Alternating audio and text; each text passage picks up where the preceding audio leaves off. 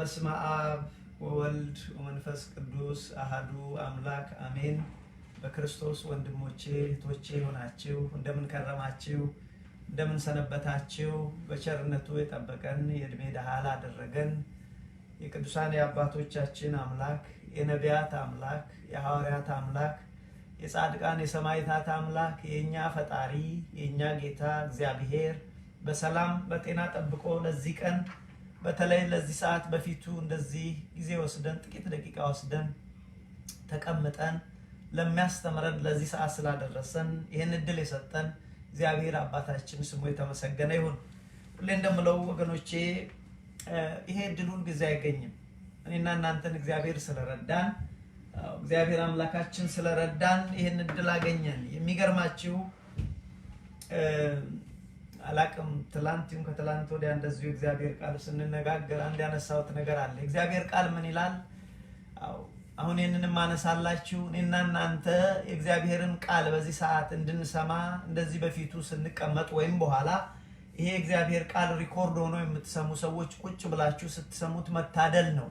እግዚአብሔር ስላደለን ነው። አንድ ነገር ልንገራችሁ። የእግዚአብሔርን ቃል እንዲሰሙ የማይፈቀድላቸው የእግዚአብሔርን ቃል እንዲሰሙ የማይገባቸው ሰዎች አሉ ይላል።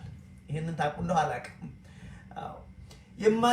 እዚህ ማቴዎስ 10 ላይ ሄዳችሁ ብትመለከቱት መድኃኔዓለም ክርስቶስ ሐዋርያትን ላከ፣ ሂዱ አስተምሩ፣ ለመንግስቴ ሰዎችን አጥምዱልኝ አንጡልኝ፣ በዛም ድዊን ፈውሱ፣ ሙትን አንሱ፣ ለምጽን አንጹ ብሎ ላካቸው። እዛ ስትደርሱ የእናንተን ቃል የሚቀበሉት ሰላማችሁ ይድረሳቸው። ነገር ግን ቃሉ የማይገባቸው ሰዎች አሉ። ከልባቸው ጠማማነት የተነሳ ከራሳቸው ልብ ጥመት የተነሳ ቃሉ የማይገባቸው ሰዎች አሉ። እነዚህ ሰዎች ቃሉን ስለማይሰሟችሁ እነሱ ጋር ከነሱ የእግራችሁን ትቢያ አራግፋችሁ ሂዱ ይላል።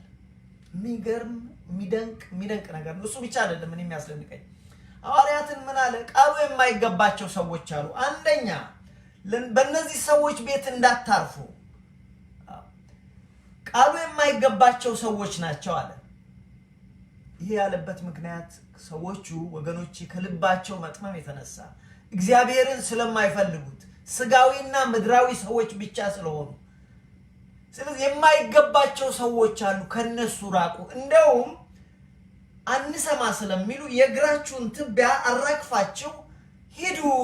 የሚገርማችሁ ይላል። ይህንን እንዳልኳችሁ እናንተ ጊዜ ስታገኙ አንብቡት። የማቴዎስ ወንጌል ምዕራፍ 10 ላይ ነው። እና ምን ይላቸዋል? እነዚህ ሰዎች አለ በፍርድ ቀን አለ። በጣም ያሳዘነኝ እነዚህ ቃሉ የማይገባቸው ሰዎች አሉ ስላልኳችሁ ነው። በፍርድ ቀን ከነሱ ይልቅ ለሰዶም ሰዎች ፍርድ ይቀላል። ይገርም ነገር ነው። ሊታሰብ እኮ አይችልም።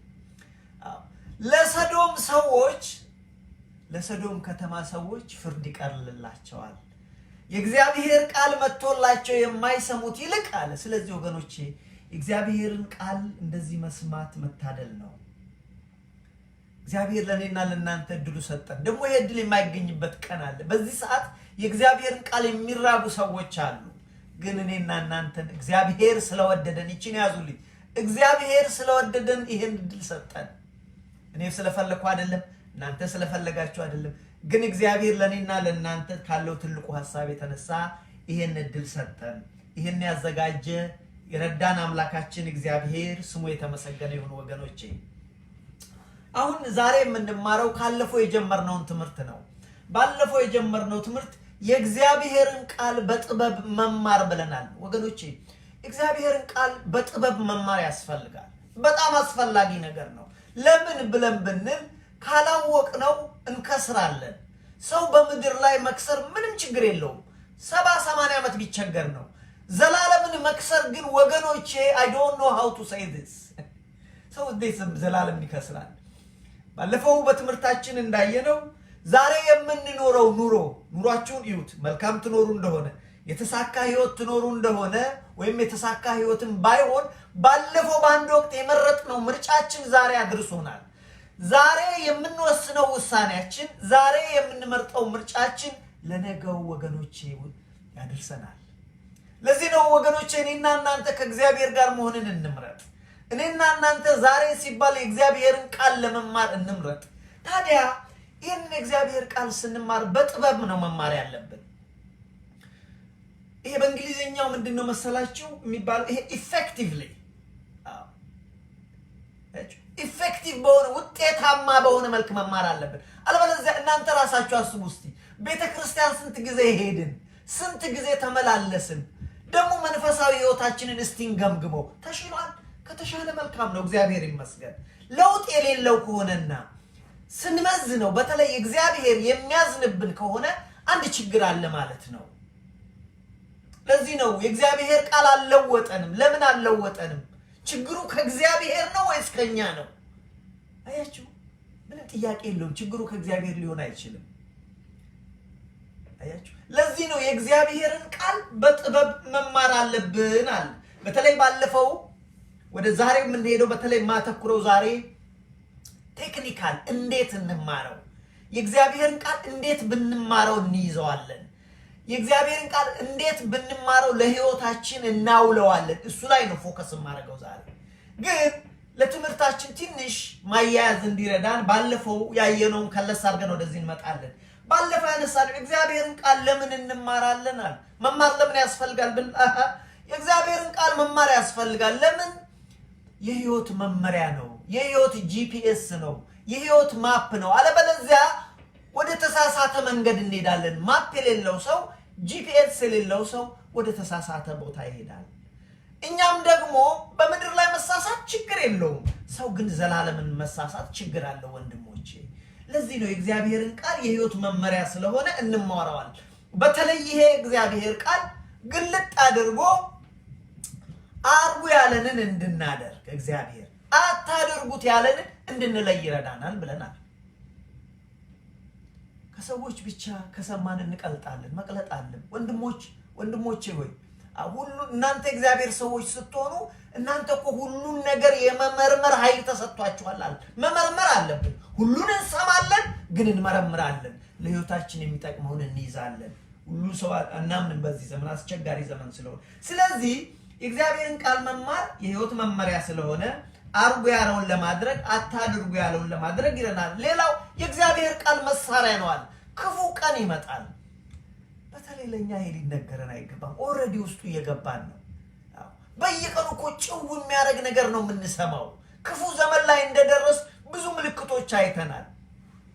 ክርስቲያን ነኝ ብሎ እናቱን የሚደፍር እህቱን የሚደፍር ወንድሞቹን ከሚያርድ ክርስቲያን ነኝ ብሎ ይሄንን ካየ ምን ትጠብቃለህ? ቤተ ክርስቲያንን በመሳሪያ የሚመታ ሰው፣ የእግዚአብሔርን ቤት የሚያቆሽሽ ሰው የሱን ቃል አልጠቀም ብዬ ይህንን ባየንበት ዘመን ምን እንደምንጠብቅ አላውቅም። ስለዚህ ክፉ ዘመን ይመጣል። በዛ በክፉ ዘመን እኛም እንዳንጠለፍ፣ እንዳንወድቅ፣ ለዘላለም እንዳንከስር፣ እንዳንወድቅ ይረዳናል። መሳሪያ ነው ወገኖቼ፣ የእግዚአብሔር ቃል መሳሪያ ነው አለ። ሌላው ያነሳ ነው ወይም ደግሞ ባለፈው ምናልባት ጨረፍ አድርገን ያለፍነው የእግዚአብሔርን ቃል ማወቅ እምነታችን እንዲያድግ ያደርጋል። ብዙዎቻችን እኮ ምን ሆነ መሰላችሁ? በእምነት እኮ የጫጨን ሆነን ዳዴ የምንሄድ ሰዎች እኮ ሆነን። ዳዴ የሚሄድ ሰው ደግሞ ያሳዝናል። እድሜው ትልቅ የሆነ ቤተሰቦች ሆናችሁ፣ እናት ሆናችሁ፣ አባት ሆናችሁ ታውቃላችሁ። ልጆች ካሏችሁ ከልጃችሁ አንዱ ልጅ እድሜው ትልቅ ሆኖ ዳዴ የሚል ከሆነ፣ አስተሳሰቡ ጨቅላ ከሆነ ልጅ እኮ ታሟል። ዶክተር ጋር ተወስዱታላችሁ፣ ጸበል ተወስዱታላችሁ። ለምን? የ21 ዓመት ልጅ ሆኖ አስተሳሰቡ እንደ 5 ዓመት ልጅ እንደ 6 ዓመት ከሆነ የአእምሮ ችግር አለበት፣ አልበሰለም። እኛም ደግሞ ወገኖች በቤተ ክርስቲያን እድሜያችንን ስንቆጥረው የ30 ዓመት የ40 ዓመት እድሜ ኖሮን ግን ጨቅላዎች ከሆንን እግዚአብሔር እንዴት ልቡ ይሰበራል? ልክ አንድ አባት አንድ የ21 ዓመት ሆኖ የ6 ዓመት ስራ የሚሰራ ወንድም ልቡ እንደሚያዝን እንደሚሰበር እኛም እግዚአብሔር አባታችን በእኛ ልቡ ይሰበራል። ምንድነው ነጥቤ ምን መሰላችሁ? የእግዚአብሔር ቃል እምነታችን እንዲያድግ ያደርጋል። ያላደግነው ቃሉን በአግባቡ ስላልተማርነው ነው። ቃሉን ለመማር ወንድሞች በጥበብ መማር ያስፈልጋል። ለዚህ እኮ ነው ቃሉን በጥበብ እንማር ብለን ይሄን ትምህርት የጀመርነው። ስለዚህ ወገኖች ምን ይላል እግዚአብሔር ቃል? መድኃኒዓለም ክርስቶስ እናንተ እኮ አንዳንድ ነገር የማይሰካላችሁ የማይሆንላችሁ እምነት ስለሌላችሁ ነው አለ። ትንሽ እምነት ቢኖራችሁ የሰናፍጭ ቅንጣት ያህል እምነት ቢኖራችሁ ትልቅ ስራ መስራት ትችላላችሁ። ተራራን የሚያህል ስራ መስራት ትችላላችሁ። እናንተ እኮ ችግራችሁ እምነት ስለሌላችሁ ነው። ምክንያቱም ሐዋርያት መጡ። አንድ ልጅ ታመመበት። በዚህን ጊዜ ጌታ ሆይ እባክህ ልጄን ማርልኝ አለ። ወደ አንተ ሐዋርያት ይዘን መጣን። ሐዋርያት ሊያድኑት አቃታቸው። እባክህ ልጄን ማርልኝ አለ ይሄ ሰውዬ። እሺ ልጁን አንጡት አለና ጌታ ልጁን ፈወሰው። ልጁና አባትየው ሄዱ። በኋላ ላይ ሐዋርያት ተጠጉና ጌታ ሆይ በምን ምክንያት ነው እኛ ይሄንን መፈወስ ያቃተን አሉት። እምነታችሁ መጉደል ነው። እምነታችሁ በቃ የሰናፍጭ ቅንጣት እቺን ነው የምታክለው። አቤት የሰናፍጭ ቅንጣት እኮ በዚህ ውስጥ እንኳን መያዝ እኮ አትቻልም። አንዷን ድንብላ አይታችኋል።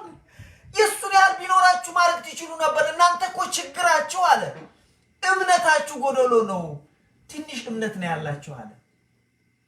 እምነት ደግሞ የሚመጣው የእግዚአብሔርን ቃል በማወቅ ነው። ወንድሞቼ እምነት ደግሞ የሚያድገው የእግዚአብሔርን ቃል በማወቅ ነው። ቅዱስ ጳውሎስ በሮሜ 10 ላይ ምን አለ? እንግዲህስ እምነት እኮ ከመስማት ይመጣል፣ መስማት ደግሞ የእግዚአብሔርን ቃል ነው አለ። ስለዚህ ወንድሞቼ የምንማርበት አንዱ እምነታችን እንዲያድግ ነው። እምነታችን እንዳይጫጫ ነው። የ2000 ዓመት ክርስቲያኖች ስንባል ዛሬም ዳዴ የሚሄድ ክርስትና ከሆነ ከሰው ሁሉ ሊታዘንልን ይገባል። ወንድሞቼ አንድ ነገር ልንገራችሁ። በመፎከር የእግዚአብሔር መንግስት አይወረስም። እኔ በታሪክ አምናለሁ፣ ደስ ይለኛል። በሀገሬ ታሪክ እኮራለሁ፣ በቤተ ክርስቲያኔ ታሪክ እኮራለሁ። ግን ይሄ ታሪክ የእግዚአብሔርን መንግስት የሚያወርሰኝ ከሆነ የማያወርሰኝ ከሆነ ምን ይጠቅመኛል?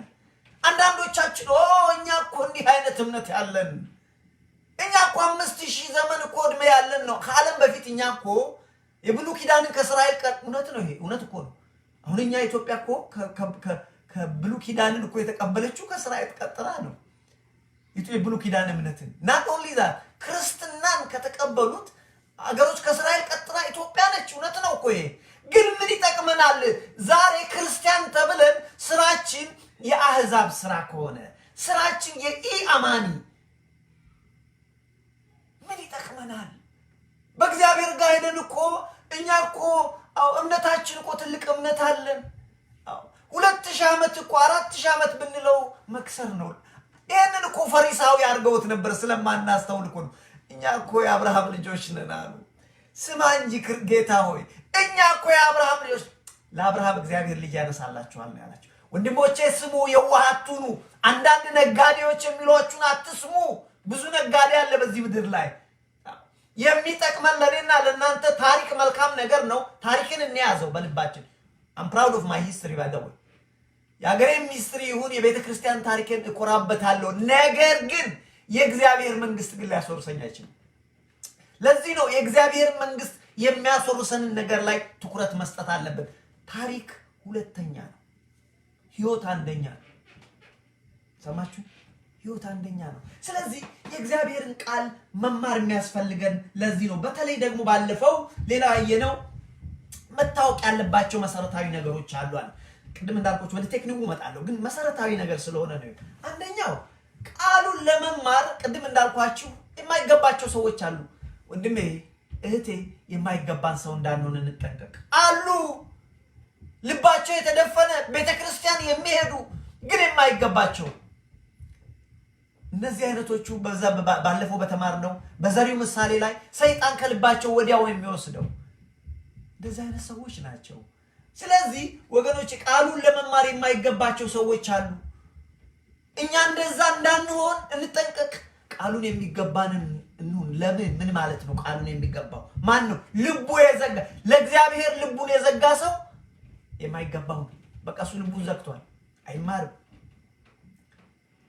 እኔ ጓደኞች አሉኝ የማይማሩ እግዚአብሔርን ቃል ልባቸውን የዘጉ። በእነሱ ቤት እነሱ ሁሉ አዋቂዎች ናቸው፣ እነሱ አገልጋዮች ናቸው። እነሱ ያስተምራሉ እንጂ እግዚአብሔር እነሱን አያስተምራቸውም። የሚያሳዝኑ ሰዎች አሉ፣ በቤተ ክርስቲያንም አሉ። አገልጋዮች ናቸው፣ አስተማሪዎች ናቸው፣ ግን እግዚአብሔር እነሱን እንደሚያስተምር አይገባቸውም። ለመማር ልባቸው ተሰጥቷል። እነሱ ተምረዋል። የሚገርማችሁ እኔና እናንተ ሁሌ እንማራለን። የሚያስተምር እግዚአብሔር ነው።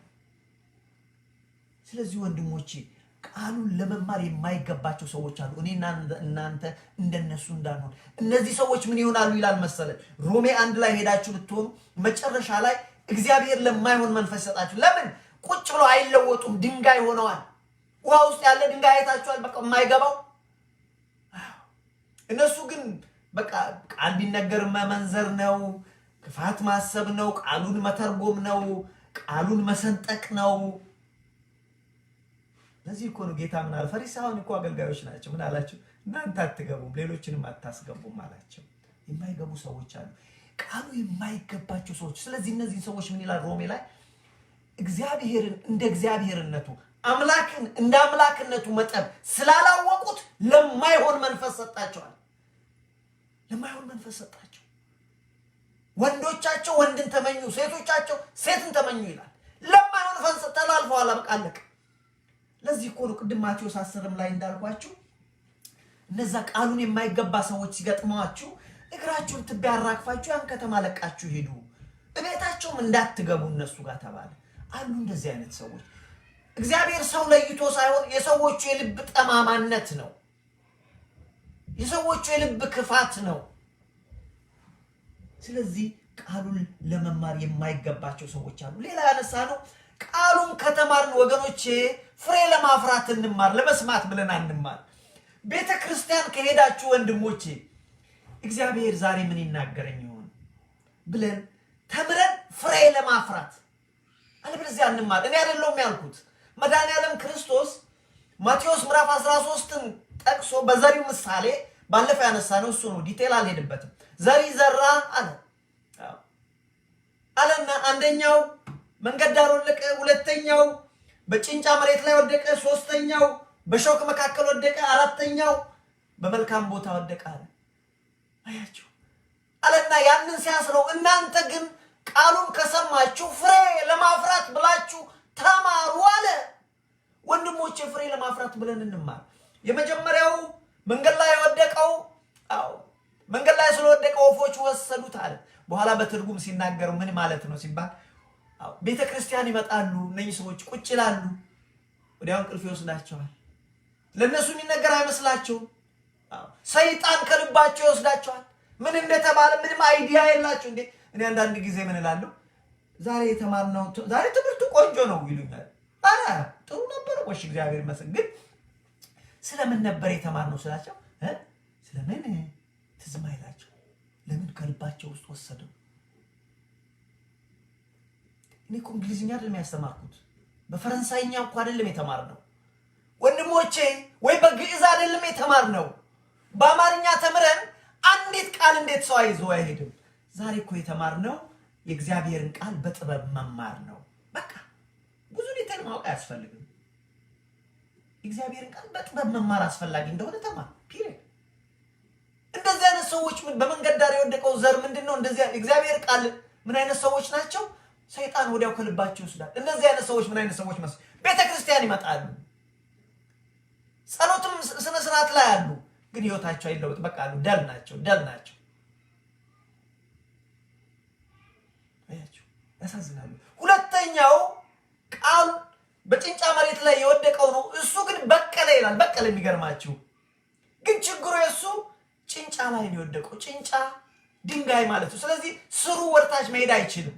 ስለዚህ ፀሐይ ወጣ፣ ሙቀት ወጣ፣ አስቸጋሪ ነገር ፈተና መጣ፣ መቋቋም አቃተው፣ ደረቀ ይላል። እነዚህ እንዴት አይነት ሰዎች መሰሏችሁ? እነዚህ ለጊዜው ደስ ብሏቸው የሚቀበሉ ግን ስር ስለሌላቸው መከራ ሲመጣ ወዲያው የሚወድቁ፣ እነዚህ ለልደት ቤተክርስቲያን ብቅ የሚሉ፣ ለመስቀል የሚመጡ ወይ ደግሞ ለትንሳኤ የሚመጡ አለበለዚያም ለንክስ ብለው የሚመጡ ሰዎች ናቸው። አንድ ቀን ይመጣሉ፣ ቃሉ ደስ አይመምር ከሊ ቃሉ እኮ እንዴት ደስ የሚል ነው ብለው የዕለት ዕለት ይወስዳሉ፣ ግን ስር የላቸውም፣ አይመጡም፣ አይሉም። እነሱ ስር ሰደው ስላልያዙ ፈተና ይመጣል። በዛን ቀን ፈተና ይዟቸው ሶስተኛዎቹ አለ እነዚህኛው ቃል በሾክ መካከል የወደቀው ነው። ይሄኛው ቃል በቀለ አለ። በቀለ ቅጠልም አወጣ።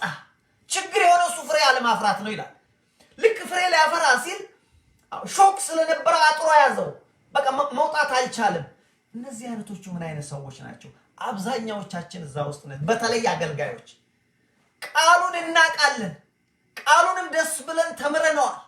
ቃሉንም በቃል ደረጃ እናውቀዋለን። ፍሬ ግን አላፈራንም። አያችሁ? ለዚህ ነው ብዙ አገልጋይ ፍሬ አላፈራው። የነዚህ ችግራቸው ምንድነው አለ? የዓለም ፍቅር አላቸው። የገንዘብ ፍቅር አላቸው።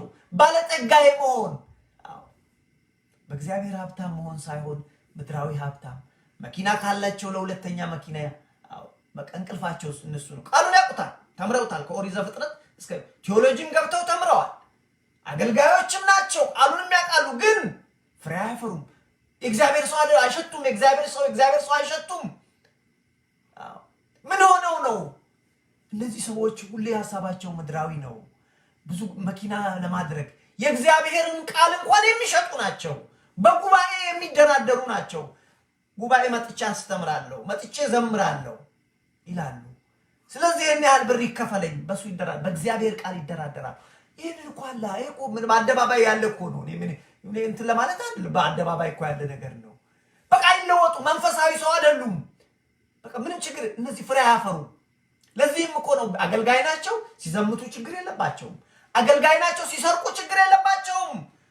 አገልጋይ ናቸው፣ ሲያጣሉ ችግር የለባቸውም። ፍሬ አያፈሩም። ቃሉን ግን ያውቁታል። ቃሉን ይናገራሉ።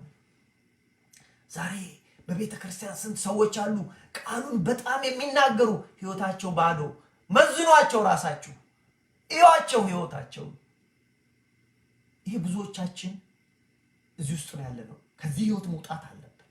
ፍሬ ማፍራት አለብን። በቅጠል ብቻ መገኘት ወገኖች በኋላ ላይ መቆረጥን ያመጣል። ይሄን ቃል የምታዩት የማቴዎስ ምዕራፍ 13 ነው። በትይዩና ሉቃስ 13 ላይ ወይኑ በቅጠል ብቻ ተገኘ ይላል። ስለዚህ የወይኑ ጌታ ምንድን ነው ያለው? 3 ዓመት ፍሬ ልፈልግ መጣው። ይሄ ወይኔ ግን ይሄው 3 ዓመት ሙሉ አላፈራም። ቦታውን ለምን ይዛል? ቁረጣው አለ ይላል። በቅጠል ስንገኝ እንቆረጣለን። ኢዳዝ የሚያረን እኛ አገልጋዮች ብንሆን፣ ቄስ ዲያቆን ብንሆን፣ ወንጌል ብንሆን ፍሬ ካላፈራን እንቆረጣለን። እነዚህ ሶስተኞቹ ግሩፕ ነው። አራተኛው መልካም ቦታ ላይ አረፈ። በዚህም የተነሳ 160ና 30 አፈራ። ስለዚህ የእግዚአብሔርን ቃል ስትማሩ አለ መድኃኔዓለም ክርስቶስ፣ የእግዚአብሔርን ቃል ስትማሩ ለማፍራት ብላችሁ ተማሩ። ዛሬ የእግዚአብሔር መንፈስ ወንድሞቼ እኔና እናንተ ምን ይላችኋል መሰለ? ልጆቼ የእግዚአብሔርን ቃል ከተማራችሁ ለመስማት አይደለም ፍሬ ለማፍራት። ቤታችሁ ስትገቡ ማቴዎስ 13ን ዳይጀስት አድርጉና አንብቡት።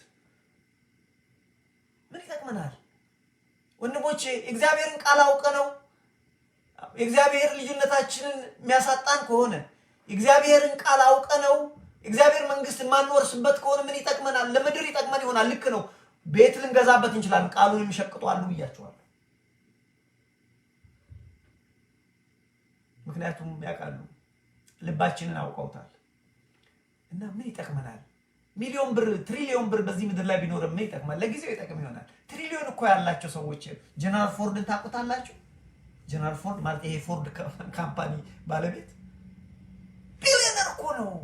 ይዝጎን ትልልቅ ባለስልጣን ተይጎን እኔና አንቺ እስጢፋኖስ ትሄዳለች። ለዚህ ነው የእግዚአብሔር ሰዎች የሚበላ የሚጠጣ ካለን ይበቃናል። ስለዚህ ባለፈው ያየነው ቃሉን ከተማርን በዚህ መልክ እንማራለን። ሌላው ቃሉን ከተማርን በህይወት እንኑርበት ወንድሞቼ። አለበለዚያ በመስታወት እንደማየት ነው አለ ያዕቆብን ጠቅሰን ያዕቆብ 1:22 ቃል እግዚአብሔርን ከተማርን በህይወት እንኑርበት፣ እንለማመደው። ጸልዩ የሚል እኮ ጸሎት እንለማመድ። ጥሩ ሰው መሆን እኮ ጥሩ ሰውነትን እንለማመድ። ስለዚህ ቃሉን ከተማርን በህይወት እንኑርበት። ሰምተን ልንኖርበት ነው እንጂ ሰምተን ልናፈሰው አይገባም። ለምን? ቃሉን የምታደርጉ ሁኑ እንጂ ራሳችሁን እያሳታችሁ ሁሉ ያሳታችሁ ብቻ አትኑሩ ቃሉን የሚሰማ የማያደርገው ቢኖር ተፈጥሮ ፊቱን በመስታወት እንደሚያይ ነው አለ። እንግዲህ ይሄ just background ለመስጠት ያህል ነው። ዛሬ ጥቂት ደቂቃዎች እጄ የምንማረው ቴክኒካል አስፔክቱን እንዴት አድርገን እንማር፣ የእግዚአብሔርን ቃል እንድንይዘው፣ እንድንጠቀምበት፣ እንድናፈራበት እንዴት አድርገን እንማረው። ጥበቡ ምንድነው? ብልሃቱ ምንድነው? ዘዴው ምንድነው? የእግዚአብሔርን ቃል እንዴት እንማራለን? እዚች ጋር ነው ትንሽ ትኩረት የምሰጠው። አንደኛ ጠቅለል ባለ መልኩ አንዳንድ ነገር ልንገራችሁ። ጠቅለል ጀነራል የሚባል ከዛ ወደ ስፔሲፊክ መጣለው ወደ በእያንዳንዱ ምን ማድረግ ነው። ጠቅለል ባለ መልኩ ማወቅ ያለብን የእግዚአብሔርን ቃል እንዴት አንደኛ መማር የልብ ጉዳይ ነው። ወንድሜ ስማኝ፣ የእግዚአብሔርን ቃል መማር የልብ ጉዳይ ነው። በቃ መወሰን፣ መፈለግ፣ እግዚአብሔርን ይፈልጋለሁ ማለት የልብ ጉዳይ ነው። ልብ ካልተከፈተ በጣም አስቸጋሪ ነው። ልብሽ ካልተከፈተ አስቸጋሪ የልብ ጉዳይ። ይህንን ወቅ ከልባችን እግዚአብሔርን አስተምረን ጌታ ሆይ እኔ በህይወት ያውቃለሁ ይሄን ነገር ቁጭ አድርጎ እግዚአብሔር ብቻውን ያስተምርሃል። እንደዛች እንደ ሳምራዊቷ ሴት ብቻውን መድኃኒዓለም አስተማራት ይላል። ያስተምራል መነኝ። ስለዚህ መማር የልብ ጉዳይ ነው። መጸለይ ያስፈልጋል። ምን ብሎ እጅም ጸሎት አላልኩም። ከቻልክ ጥሩ፣ ካልቻልክ እግዚአብሔር ሆይ ይኸውልህ ብዙ ጊዜ በቤተ ክርስቲያን ተመላለሱ። ህይወቴ በቃ እንደው እዛው ፈላ እዛው በቃ እንደዚህ ሆነ። እባክህ አስተምረኝ፣ እባክህ ለውጠው ህይወቴ። just a 1 minute prayer እግዚአብሔር ይለውጠዋል። መማር የልብ ጉዳይ ነው። ሌላው እግዚአብሔርን ቃል መማር የአእምሮ ዝግጅት ያስፈልጋል። ቤተ ክርስቲያን ስንሄድ ቃሉን ለመማር ስንሄድ አሁን እንኳን ስመጣ አእምሮን ማዘጋጀት ያስፈልጋል። ምን ማለት ነው? አንድ ሰኮንድ ወስደው እንደው እስቲ ልስማ፣ ግድ የለም ረጋ ብዬ ልስማው፣ እግዚአብሔር የሚናገረኝ ነገር ይኖራል፣ ግድ የለም ረጋ ልበል። አንድ ደቂቃ ሀፈና አወር ግፋቢ ወይም 45 ሚኒት ማክሲመም ብለን አእምሮአችን መዘጋጀት አለብን። ያደለው ማስታወሻውን እና እንትኑን ይዞ ይመጣል። ያደለው ሰውዬ ያደለው ጎበዙ እግዚአብሔር ጋር ሲቀመጥ እቺን ይዞ ይመጣል። አያችሁ ማስታወሻ ያደለው ነው። እንግዲህ ያደለው መቼስ ምን ይደረጋል? ለምን እግዚአብሔር ሲያስተምር ብቻ አይደለም። እግዚአብሔር ሲያስተምረኝ እቺን ይዤ እቀመጣለሁ። የሆነ ነገር ሲነግረኝ ጽፋት አለው አዘ ያደለው ነው። እንግዲህ ካላደለ መቼስ ምንም ማድረግ አይቻልም። ግን ግድ የለም እሱ ልምዱ ምንም ስለሌለ ትልቁ ነገር መማር የልብ ጉዳይ ነው። ትልቁ ነገር የአእምሮ ዝግጅት ያስፈልጋል። መወሰን ያስፈልጋል። በቃ በቀን እኮ ስራዬን ከመጀመሪያ በፊት 5 ደቂቃ ወንድሜ ስማኝ፣ እኔ ብዙ ደቂቃ አላልኩም። 5 2 ደቂቃ የጸሎት 3 ደቂቃ ደግሞ እግዚአብሔርን ለመስማት 5 ከልቤ ነው የምነግራችሁ። 5 ደቂቃ በቀን ይበቃል። ስለዚህ አእምሮአችን መወሰን በቃ ስራ ከመጀመሪያ በፊት ለምሳሌ ጠዋት ከእንቅልፌ ስነቃ ከታጠብኩ ብረሽ ጥርሴን ከተጸዳዳው በኋላ ከታጠብኩ በኋላ እስቲ 5 ደቂቃ ቁጭ ብዬ እግዚአብሔርን ያስተምረኝ፣ እግዚአብሔር ይናገረኝ፣ የእግዚአብሔርን ቃል ልስማ 5 ደቂቃ። እኔ ከዛ በላይ አላልኩም። 2 ደቂቃ ለጸሎት፣ 3 ደቂቃ ለእግዚአብሔር ቃል። ስለዚህ የአእምሮ ዝግጅት ያስፈልጋል ለመማር። ጠዋት ላይ ከስራ ከመጀመራችሁ በፊት ጊዜ የለኝም አትበል። 5 ደቂቃ ነው የተባልከው። 5 ደቂቃ ጊዜ ከሌለ እዛ ካቴጎሪ ውስጥ ልትገባ ነው። ቃሉን ለመማር የማይገባቸው ውስጥ ትወድቃለህ። ተጠንቀቅ፣ ትወድቃለህ። እዛ የወደቀ ደግሞ በፍርድ ቀን ከሱ ይልቅ ለሰዶም ሰዎች ይልቃል የተባልከው አለ። 5 ደቂቃ ማነው 5 ደቂቃ የሌለው? 1 ሰዓት ላይ ኖር ይችላል 5 ደቂቃ። ስለዚህ ትንሽ ረጋ ማለት እግዚአብሔር ፊት በቃ እንደዚህ ቁጭ ማለት ለጸሎት እግዚአብሔርን ለመስማት ትንሽ ረጋ ማለት፣ ይሄን ልማድ ማዳበር። ይሄ 5 ደቂቃ የጸሎት ነው። ቃሉን የማሰላሰያ ነው። ቃሉን የማንበቢያውን የመስማያ ሰዓት ነው። እንመጣበታለን። አጠቃላይ የሆነውን ነገር እየነገርኳችሁ ነው። በልብ ቃሉን መማር የልብ ጉዳይ ነው፣ የአእምሮ ጉዳይ ነው ብያችሁ ነው። እግዚአብሔርን ቃል መማር የፍላጎት ጉዳይ ነው። ፍላጎት ሊኖረን ይገባል። አንድ ደግሞ በጣም መሰረታዊ ሆነ ወንድሞቼ፣ ስልቹነትን ከልባችን ነቅለን እናውጣው። ብዙ ሰው የእግዚአብሔር ቃል ሲነገር ይሰለቸዋል፣ ያቁነጠንጠዋል፣ በቃ ያማዋል። አሁን የቤተ ክርስቲያን ማይቻ በቃ በጣም ይቸገራል። አይ በተወሰነ ደረጃ ይገባኛል። እኛ አገልጋዮችም ስለማንዘጋጅ፣ እኛ አገልጋዮችም አሰልቾች ስለሆን፣ እኛ አገልጋዮችም ዘመኑን የዋጀን ስላልሆን በተወሰነ ደረጃ እረዳችኋለሁ። በተወሰነ ደረጃ ደግሞ ጫክንና 30 ደቂቃ ነው አይደል? አገልጋይ በቃ ባይመች እንኳን በማይመቸው ውስጥ እግዚአብሔር ይናገራል እኮ። እንደምንም ስጋህን ቅዱስ ጳውሎስ ስጋዬን አለ ስጋዬን ቆንጥጬ ይዘዋለሁ አለ። ለሌሎች ከሰበኩ በኋላ እኔ የተጣልኩ እንዳልሆን እኔ ጳውሎስ ለብዙዎች አስተምሬ እኔ ራሴ ደግሞ የተጣልኩ እንዳልሆን ስጋዬን ቆንጥጬ ይዘዋለሁ አለ። ስለዚህ ምን ማለት ነው? ቤተክርስቲያን የማይመች አገልጋይ ይኖራል። ስጋህን ቆንጥጠ ጨክነ 30 ደቂቃ መስማት ምንድነው ነጥብ? ስልቹነትን ማስወገድ። እኔ በአጠቃላይ ነው እግዚአብሔር ቃል የሚሰለቻቸው ሰዎች አሉ። መጽሐፍ ቅዱስ እኮ ማንበብ ከባድ ነው። አዎ ከባድ ነው። ቀላል ላይሆን ይችላል። እስክትለምደው ድረስ ከባድ ነው። የሚገርማችሁ ስትለምዱት ግን ማር እንደሱ አይጣፍጥም። በግድ ትላቀቃላችሁ። ይሄንን አታምኑ ማለት በግድ በቃረ ስራ አለኝ አረባክ ብላችሁ ትላቀቁት። ለምን? እግዚአብሔር አንዴ በልባችሁ መምጣት ሲጀምር እግዚአብሔር ያስተማራችሁ ሲሄድ ሚስጥሩ መስፋቱን ሚስጥሩ መያያዙን እግዚአብሔር ለኛ ያለውን ሐሳብ መረዳት ስትቻው በግድ ነው ትላቀቁት በግድ። ምክንያቱም የቀን ስራ አለባችሁ። ሞርጌጅ መክፈል አለብን፣ ሬንት መክፈል አለብን አይደል? የቤቱን ሬንት መክፈል አለብን። ልጆቻችን ትምህርት ቤት መውሰድ አለብን። ደሆልዴ ማድረግ አንችልም። እኛ ገዳም አይደለም ያለን። እነ ገዳም ያሉትን በነገራችን ላይ ስራ አላቸው፣ እርሻ አላቸው፣ ዳቤ መጋገር ስንት ነገር አለ። ስለዚህ ሁሉ ነገር በሰዓት ነው። ስለዚህ ትልቁ ነገር ምንድነው እዚህ ጋር ለማምጣት ይፈልግ የመማር ፍላጎትን እናዳ የመሰልቸትን ህይወት ከዚህ ውስጥ እናውጣ። የማይመቸን አስተማሪ እንኳን ቢሆን የማይመቸን ቢሆን መጨከን አስፈላጊ ነው። ምንድነው አንዳንድ ጊዜ የማይመቸው ከሆነ የማይመቸውን ምግብ ማን ይበላል? ወንድሜ አገልጋይ ተሾመ ሰላም እግዚአብሔር ይብዛል። እና የማይመች ምግብ ሊመጣላችሁ ይችላል እኮ ቤተክርስቲያን ውስጥ መምህሩ የሚያሰለች ሊሆን ይችላል። እውነቱን ለመናገር ከሆነ መጀመሪያው ነው የማይመች ከሆነ በይሉኝታ እስከመቼ በቃ ተወሰነ ደረጃ መምህሩ ማስተካከል ያለበትን ማስተካከል አለበት። አንደኛ እሱን ከሰበከ በኋላ ነው ወደ ህዝብ መምጣት ያለበት። እሱ ከተለወጠበት በኋላ ነው ወደ መምጣት። የሚያሰለች ከሆነ እንዴ ወንድሜ ከሱ ጋር አንተ ማናሰረ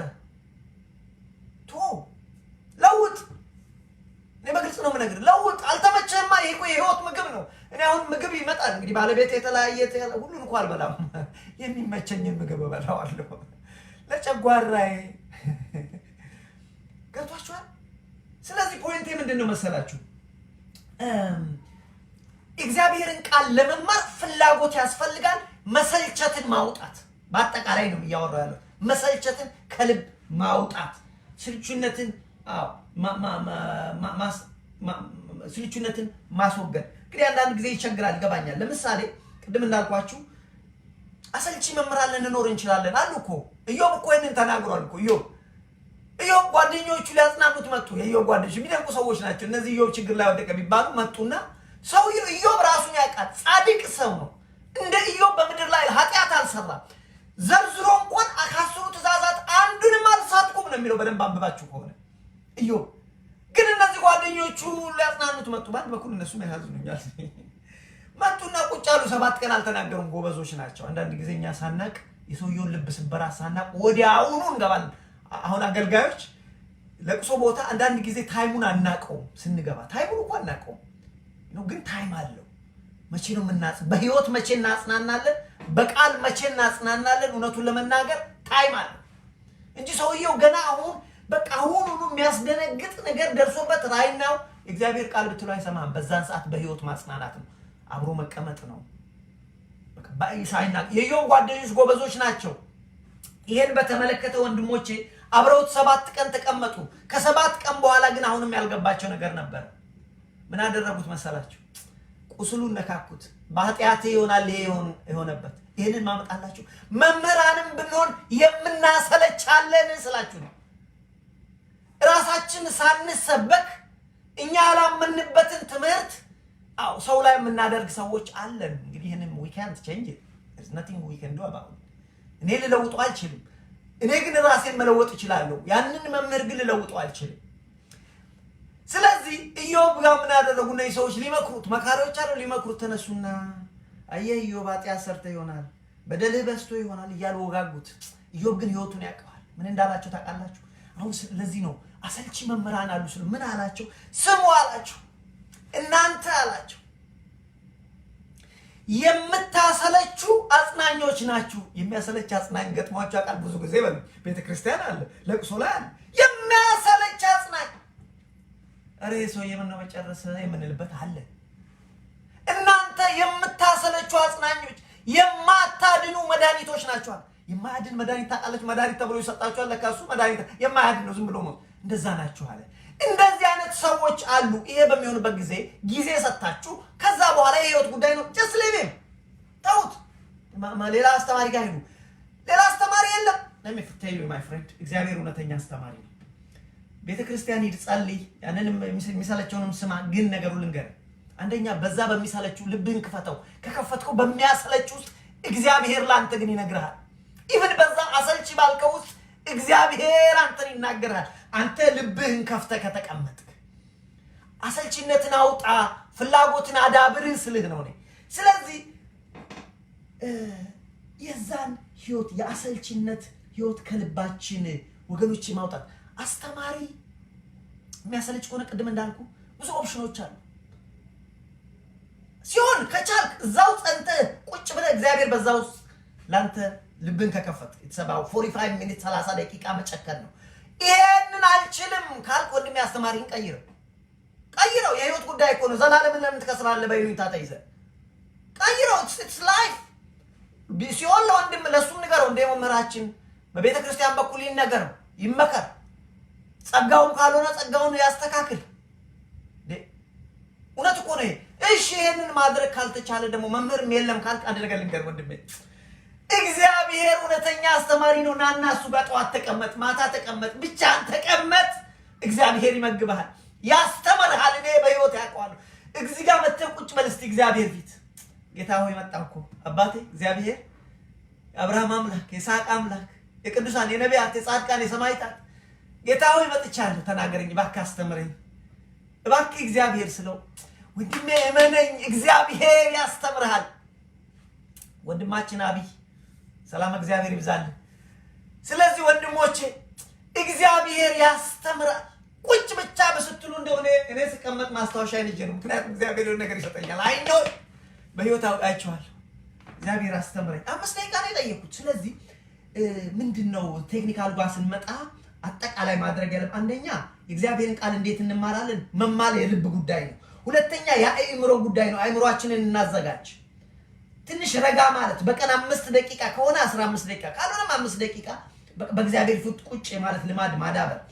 ሌላው የመማር ፍላጎትን ማዳበር። በቃ ለመማር በቃ ማንንም ይሁን አስተማሪው እግዚአብሔር ያስተምረኛል። ሰውም ደግሞ ከሌለ መምህርም ከሌለ አባት ያስተምረኛል። እግዚአብሔር ቁጭ አስተምረኝ። እግዚአብሔር በመዝሙር ውስጥ ያስተምርሃል። እግዚአብሔር በቃል ውስጥ ያስተምርሃል። መጽሐፍ ቅዱስ ውስጥ ያስተምርሃል። ስለዚህ እሱ ፊት ቁጭ በል። ሌላው የመማር ፍላጎትን ማዳበር፣ ስልቹነትን ማስወገድ ብያቸዋለሁ። በነገራችን ላይ የእግዚአብሔርን ቃል መሰልቸት ምን ማለት እንደሆነ እንግዲህ ታውቃላችሁ። የእግዚአብሔርን ቃል ባለፈው ነግሬያችኋለሁ። በቃ አሰልቺ መምህራን አሉ፣ አዋሉ ዘመኑን ያሏጁ።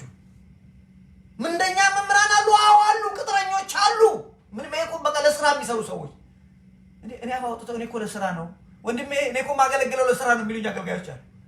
እኔ እኮ ለደሞዝ ስል ነው ይላል። ልክ ነው። እነዚህ ሰራተኞች ምንደኞች ነን፣ ግን እግዚአብሔር በእነሱ ውስጥ ይሰራል። ልባችንን እኛ ከከፈትን እነዚህ አገልጋዮች ውስጥ እግዚአብሔር ይሰራል። ይገርማችኋል። ዝም ብላችሁ ስሟቸው፣ ታግሳችሁ 45 ደቂቃ እኔ ማንም ይሁን ማን እግዚአብሔር ይናገረኛል ብለህ ቃል እግዚአብሔር ይናገራል። ማንም እሺ እሱ አልሆነም ሌላ መምህር ቀይር። እሺ መምህርም ካለም ጠፋ፣ እግዚአብሔር እውነተኛ አስተማሪ በሱ ፊት ቁጭ በል። ግን አንድ ነገር ልንገርህ፣ የእግዚአብሔር ቃል ይሰለቸኛል ካልክ ለእግዚአብሔር ስድብ ነው። ይሄ ደግሞ ኃጢአቱ አይሰራይለትም። ምን ማለት ነው? የእግዚአብሔር ቃል ይሰለቸኛል፣ እኔ የእግዚአብሔር ቃል በቃ መስማት ያሰለቸኛል ካልከኝ ላንተ አለቅስልሃለሁ፣ በጣም አዝናለሁ ወንድሜ። ይሄ በጣም ምን ማለት መሰለ? ሰዓቱ አለቀቻለሽ። አንድ 5-7 ሚኒት ነው ያለን። ምን ማለት እንደው ታውቃላችሁ? ልጆች አሉኝ እኔ ልጆች አባባ አንተ የምትናገረው ነገር ያሰለቸኛል ቢሉ ምን ይሰማኛል? እግዚአብሔርን እንደዛ ማለት ነው፣ ስድብ ነው ወንድሞቼ። ስለዚህ መጠንቀቅ ያስፈልጋል። የእግዚአብሔርን ቃል መሰልቸት አያስፈልግም፣ ምክንያቱም ስድብ ነውና። በጣም መጠንቀቅ ያሉብን ነገሮች አሉ። ቅድም እንዳልኩት አንደኛ ሁለት ነገር። አንደኛ መጠንቀቅ ያለብን እግዚአብሔርን ቃል ስንማር እየተማሩ እግዚአብሔርን የማያውቁ ሰዎች አሉ። ይማራሉ። እግዚአብሔርን አያውቁትም። እነዛ ቅድም ያልኳችሁ እኮ ናቸው። ያ ፍሬ ምን ላይ መንገድ ላይ ወደቀው ፍሬ ከልባቸው ዛ ቤተክርስቲያንም አይቀሩም። እነዚህ ሰዎች ይመጣሉ፣ ይማራሉ፣ ግን እግዚአብሔርን ለማወቅ አይደርሱ። በቃ እንጭጭ ናቸው። እነዚህ ምን ማለት መሰላችሁ? አንድ ልጅ ወልዳችሁ 25 ዓመት ሆኖ በቃ አስተሳሰቡ ግን እንደ 6 ዓመት ነው። ይሄ ግን ለአባት አንድ ልጅ እንደ 6 በቃ እንትን አለበት የሆነ ይላል፣ ልቡ ይሰበራል፣ ያዝናል፣ ጠበል ይችላል። ጠበልና ሐኪም ቤት ያስፈልጋል ለእንዲህ አይነት። ያ ደግሞ በመንፈሳዊት ደግሞ እንዳልኳችሁ ሰው ያስፈልጋቸዋል እነዚህ አይነት ሰዎች። እና ግን እነዚህ እየተማሩ እግዚአብሔርን ማወቅ የማይደርሱ ሰዎች አሉ። ለሁለተኛ ጢሞቴዎስ ምዕራፍ 3 ቁጥር 7 ሂዱና ተመልከቱ አሉ አለ። ይማራሉ፣ በቃ አይለወጡም። እነዚህ ውሃ ውስጥ ያለ ድንጋይ አይለወጡም። ለምን መሰል? እዚህ ጋር ዘግተውታል፣ ልባቸው ዘግተውታል። እነዚህ አንተ አስተማሪ ሲያስተምር አቃቂ ነው የሚፈልጉት፣ ቃሉን ነው። ቃሉ ምን ሊፈልጉት? በቃ እንደዚህ ናቸው። እንደዚህ አይለወጡም እነዚህ። ሌላው የእግዚአብሔር ቃል ደግሞ እንዲማሩ የማይገባቸው ሰዎች አሉ። እነዚህ ልበ ጠማማነት ያላቸው ናቸው። ቅድም ያነሳውላችሁ ነው። ይሄ ማቴዎስ 10 ላይ ታያላችሁ። እንደዚህ አይነቶቹ ሽሹ ይላቸዋል ሐዋርያት። እግራችሁን ትቢያ ያራግፋችሁ ይሉ። በቃ እንደዚህ አይነት ሰዎች አሉ የማይገባቸው። እንደውም እነዚህም ለማይሆን መንፈስ ሰጣቸው ነው የሚለው። ከነዚህ ሰዎች ይልቅ የሰዶም ሰዎች በፍርድ ቀን ፍርዳቸው የተሻለ ነው። እንዲህ አይነት ሰዎች አሉ በቃሉ ዙሪያ። በዝርዝር ለማየት ያህል ጥቂት ነገር ልበልና የዕለቱን ትምህርት ልቋቸው። በሚቀጥለው እንመልሳለን። ሰዓቱ ሄዷል። ውጤታማ የሆነ የእግዚአብሔርን ቃል መማሪያ ጥበቡ ምንድን ነው? what is effective ማለት ነው በእንግሊዝኛ። effective የሆነ የእግዚአብሔርን ቃል እንዴት እንማር?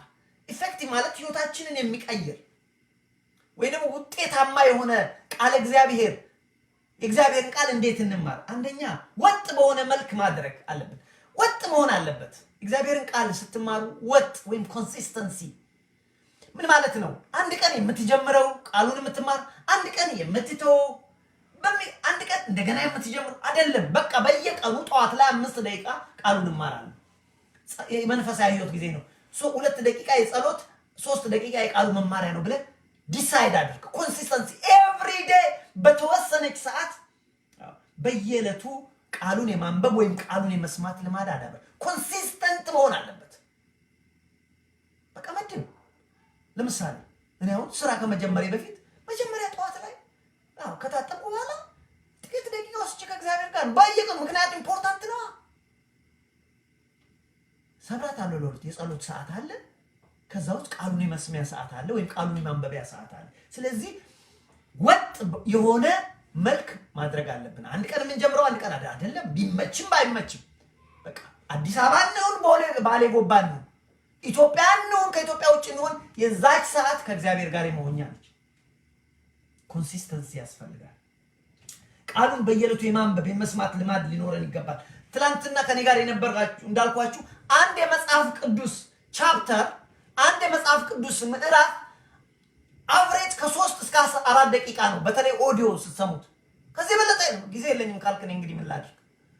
4 ደቂቃ ጊዜ የለኝም ካልክ ለኔ በጣም ከሰው ሁሉ የምታሳዝን ሰው ነህ አንተ። አየህ። ስለዚህ ወንድሞቼ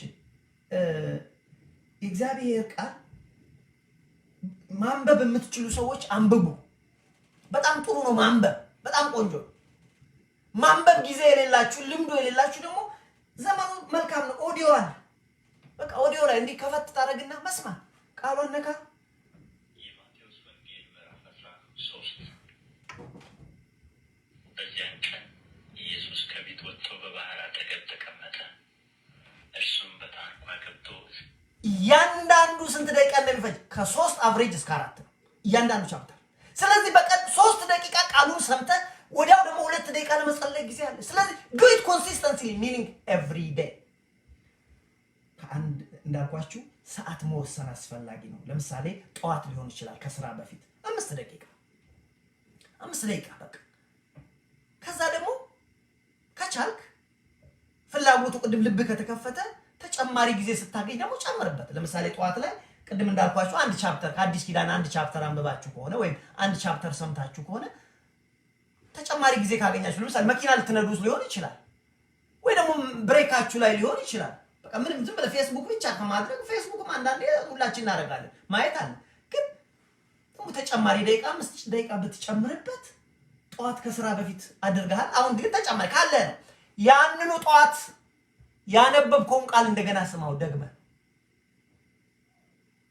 ስለዚህ ሰዓት ወስነን በጠዋት ከስራ በፊት ሊሆን ይችላል እንደተመቻችሁ። በተጨማሪ በተገኘው አጋጣሚ ግን መስማት ያንኑ ጠዋት የሰማው እንደገና ድገመው። ማታም ሊሆን ይችላል ድገመው። በመኪና ውስጥ ሊሆን ይችላል፣ ስራ እየሰራን ሊሆን ይችላል። አያችሁ፣ ላውንደሪ እያደረግን ሊሆን ይችላል። ላውንደሪ እያደረግን ቃል እግዚአብሔርን መስማት ምን ይከለክለናል? ሴቶችን ቁርጥ እየከፈትን ምን ይከለክለናል? በኤርፒስ እዚህ ውስጥ አድርገን ቤቱን እያጸዳን ምን ችግር አለው? ኩክ እያደረግን ምን ችግር አለው? አያችሁ፣ ጠዋት ቁጭ ብላችኋል ከእግዚአብሔር ጋር 5 ደቂቃ። አሁን ግን ላውንደሪ እያደረጋችሁ ላውንደሪ ስንት ሰዓት ነው? 1 ሰዓት ይፈጃል። እንዴ ብዙ እኮ የምትሰማው በዛን ሰዓት። ስለዚህ ተጨማሪ ያደረክ ማለት ነው። የጠዋት አያችሁ ጊዜ እንዳገኘ ስንተኛ ሊሆን ይችላል። ማታ ስንተኛ ልማድ አሁን እኔ ከድሮ ከልጅነቴ ጀምሮ በነገራችን ላይ ከልጅነቴ ጀምሮ እንደው ሬዲዮም ቃል እግዚአብሔርም የመስማት ልማድ ነበረኝ። ከዚህና ስትተኙ እሷን ክፈቱና ተኙ። በቃ የተኛችሁ እንቅልፍ የሚወስዳችሁ ብዙ ለተወሰነ ደቂቃ እንቅልፋችሁ ትሰማላችሁ። ይገርማችኋል። በህይወታችሁ ትልቅ ለውጥ ታመጣላችሁ። ግን ምንድነው ኮንሲስተንሲ፣ ወጥነት መኖር አለበት። ኤቭሪዴ መደረግ አለበት። አሜን። የጠዋቱን ማውራው እኔ ለምሳሌ አንድ የተወሰነ ሰዓት ላይ የጠዋቱ የተወሰነ ሰዓት ላይ በቃ መወሰናል። ሌላውን ግን ጊዜ እንዳገኛችሁ ላውንደሪ ጊዜ እንዳገኛችሁ መኪና ስነ ጊዜ እንዳገኛችሁ መጨመር ትችላላችሁ። ግን ትልቁ ነገር ወጥ በሆነ መልኩ የእግዚአብሔርን ቃል በቀን ሚኒመም 1 ጊዜ መስማት አለብኝ ብለን መወሰናል። ሌላው የመጽሐፍ ቅዱስ አነባበብ ቃሉን መስማት ቅደም ተከተሉን ማወቅ ያስፈልጋል። መጽሐፍ ቅዱስን ስናነብ ወይም መጽሐፍ ቅዱስን ቃሉን ስንሰማ ቅደም ተከተሉን ማወቅ ያስፈልጋል። ትናንትና ጀምሬው ነበር። ምንድነው ቅደም ተከተሉ? ቅደም ተከተል አለው መጽሐፍ ቅዱስ። አለበለዚያ እኔ እንኳን እሱ አንዳንድ መምህራን ያስቁኛል፣ ትልልቅ አባቶችም ጭምር አይቻለሁ። ይሄን ስህተት ነው። ከኦሪት ዘፍጥረት ይጀምሩልህና ከዚህ እንጀምራል ትምህርት ከእንግዲህ ወዲያ ማታ ትምህርት አለ ምን ጀምረው ከኦሪት ዘፍጥረት ነው ብለው ይጀምራሉ። እንኳን አንድ ነገር እንገር፣ ኦሪት ዘፍጥረት ምዕራፍ 10 ሳይኖሩ ያ ጉባኤ ይቀራል። እኔ በህይወቴ ተሞክሮኝ ነው የምነግራችሁ። እንደዛ አይደለም መጽሐፍ ቅዱስ ሲጠና። ስለዚህ ምን ቅደም ተከተል አለው እና የመጀመሪያው በትልቁ ለመናገር ያህል ስትጀምሩ ከእናት መጽሐፍት ወደ ልጆች ሂዱ። እናት ማን ነው? መጽሐፍ ቅዱስ። መጽሐፍ ቅዱስ እናት ነው። አዋልድ መጽሐፍት ልጆች ናቸው ከመጽሐፍ ቅዱስ ይወጡ። ስለዚህ የምታነብ ከሆነ ከቻልኩ ሁሉን አነባለሁ ጊዜ ካለኝ you are welcome my friend። ከሌለ ግን መጽሐፍ ቅዱስን አንብብና ወደ አዋልዱ ሂድ።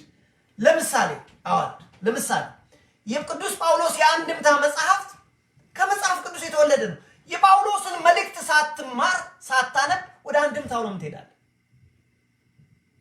ስለዚህ መጽሐፍ ቅዱስን ተምረህ ወደዛ ሄድ ወይም ደግሞ ጊዜ ሰጥተህ፣ ግን ዋናው እናቱን መጽሐፍ አንደኛ፣ ሌሎቹን ደግሞ ቀጥለ ከቻልክ ሁለቱ ጊዜ አለኝ ካል my friend። ስለዚህ ከመጽሐፍ ቅዱስ ወደ ሌሎች ቅዱሳት መጽሐፍት የማንበብ ልማድ ከእናት መጽሐፍት ወደ ልጆች የመሄድ አያችሁ።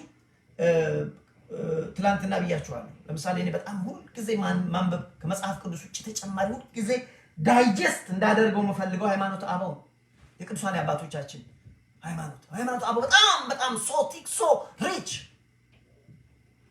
ወጥቷቸዋል። ግን መጽሐፉ ይሄንን ያክላል ለመሸከም። አሁን እሱን ይዤ ብዙ ጊዜ ተቸግሬ እንዴ ለማንበብ ማይመችም እውነቱን ለመናገር አይደለም። በጣም ትልቅ ነው መጽሐፍ ቅዱስ ሃይማኖት አበው is so big my friend I wish ላሳያችሁ ይችል ነበር፣ ግን በጣም ትልቅ ነው። ስለዚህ በጣም ትልቅ ነው። አሁን እንትላለን ነው በጣም ትልቅ ነው መጽሐፉና አይመችም ለማንበብ። ግን ምንድነው እኔ ኤሌክትሮኒክ ቢኖር እሱንም እናነባዋለን። ግን ትልቁ የተነሳሁት ከእናት መጽሐፍ ቅዱስን አንብቡ፣ ከዛ ወደ ሃይማኖት አበው ነው።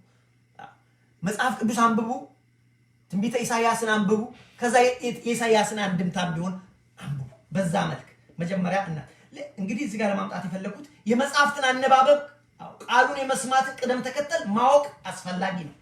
ሌላው ቅደም ተከተል ላይ ስንመጣ እኔ እንደ ወንድምነት የምመክራችሁ ከአዲስ ኪዳን ጀምሩ።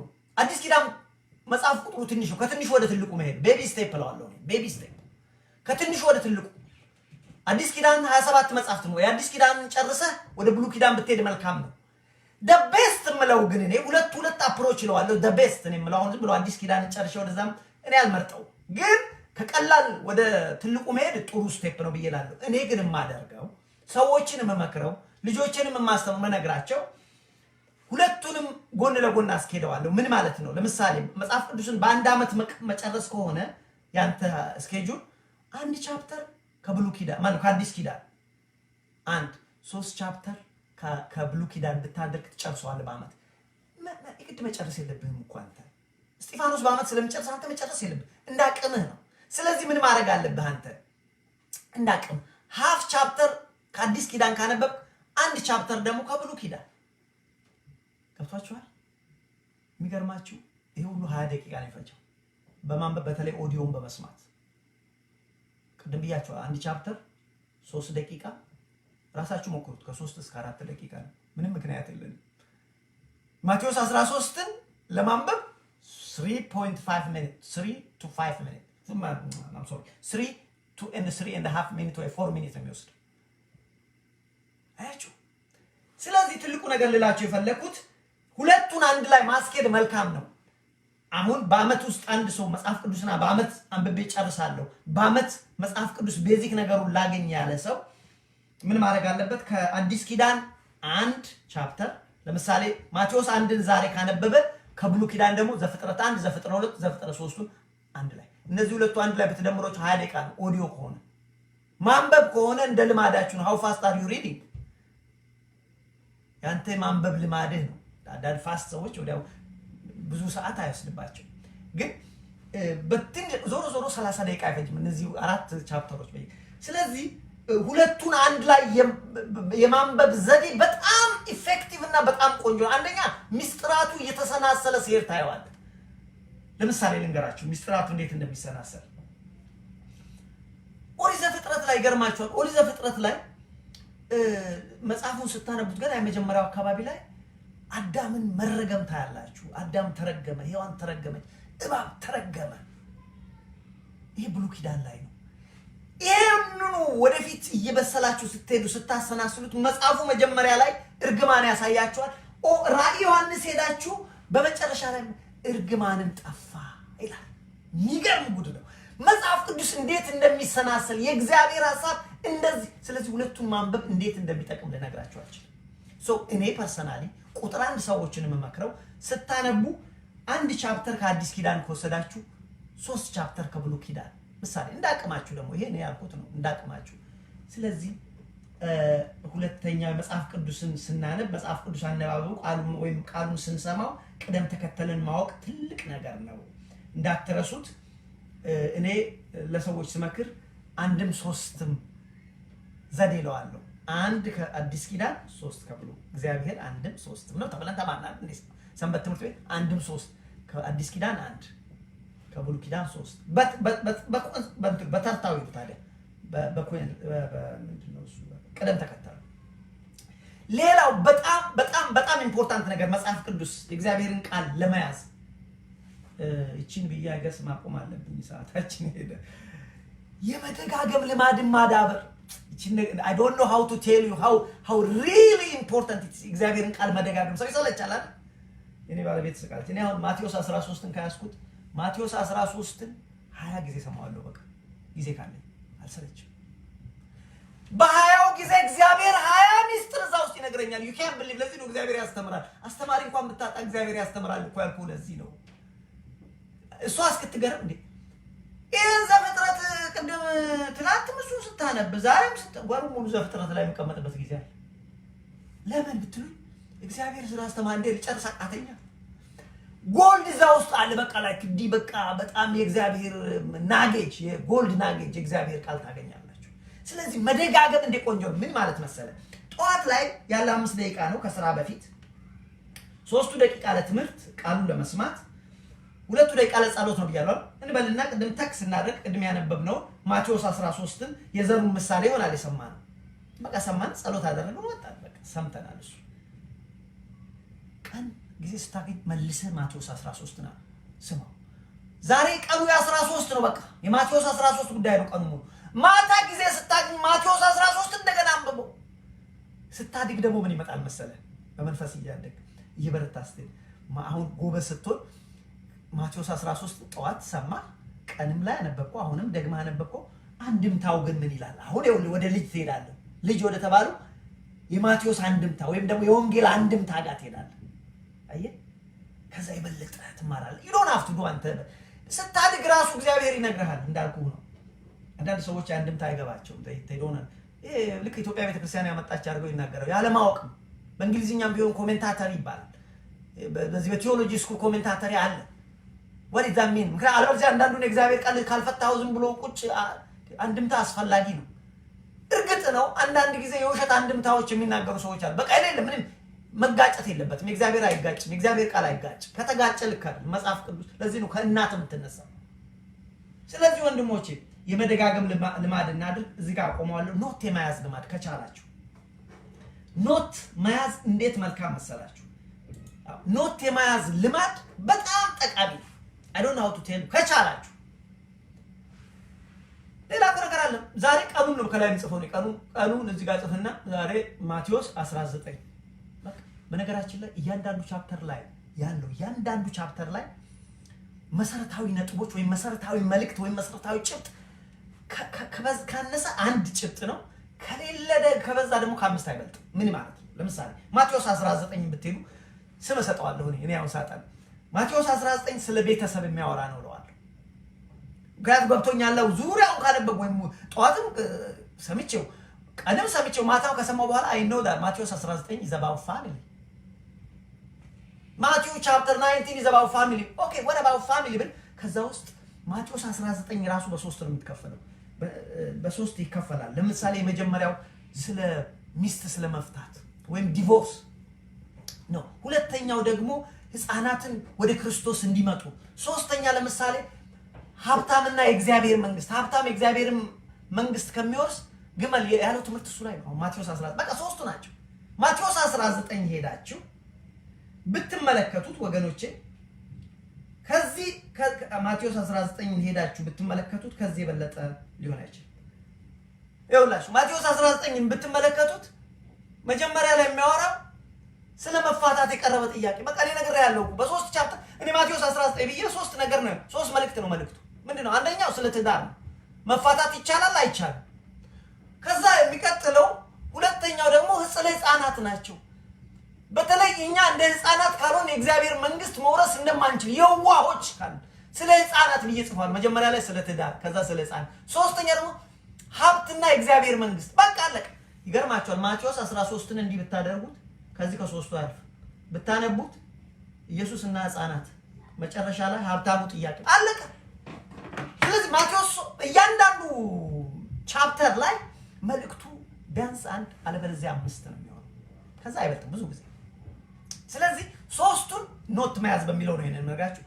ማቴዎስ 19 ስለ ትዳር፣ እግዚአብሔር ስለ ህፃናት እንደ ህፃናት መሆን እንደሚገባ፣ መጨረሻ ላይ ደግሞ ሀብትና የእግዚአብሔር መንግስት። በቃ ይሄንን ጥቅሙ ምንድነው ብላችሁ ጠይቁኝ ጊዜ ስታገኙ። ለምሳሌ አንዳንድ ጊዜ የሆነ ቦታ ቁጭ ብላችሁ ወረፋ የምትጠብቁበት የለም፣ ተራ የምትጠብቁበት ዲኤምቪ ሊሆን ይችላል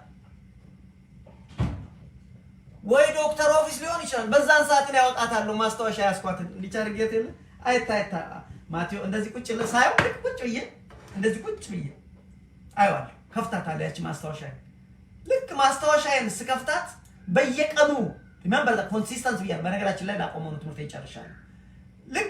ልክ ስለማቅ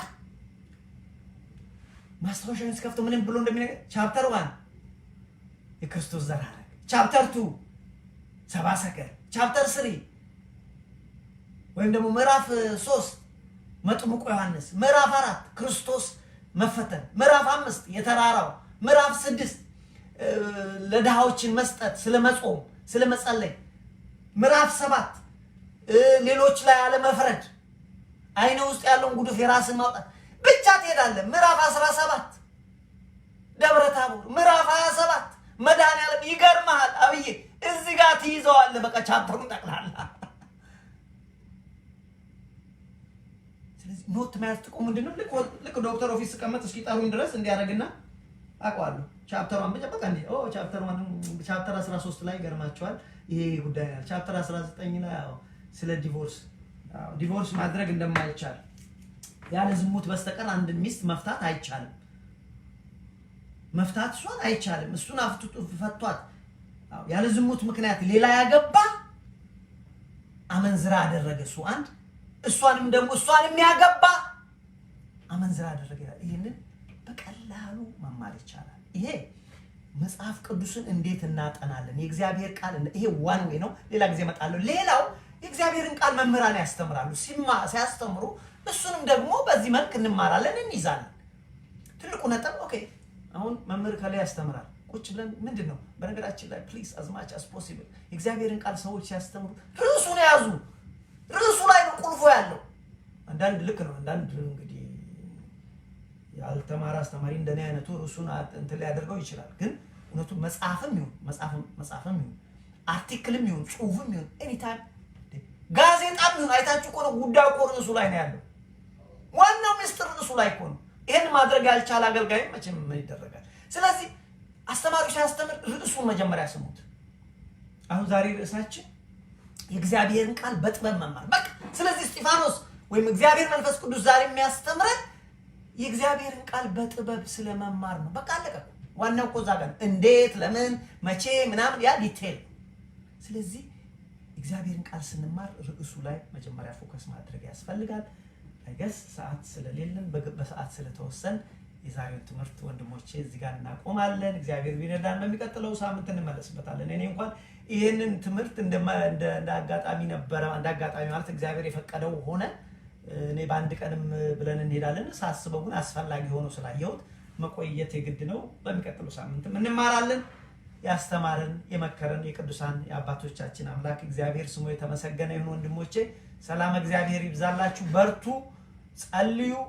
ከሁሉ የበለጠ ሌላ ነገር ይዛችሁ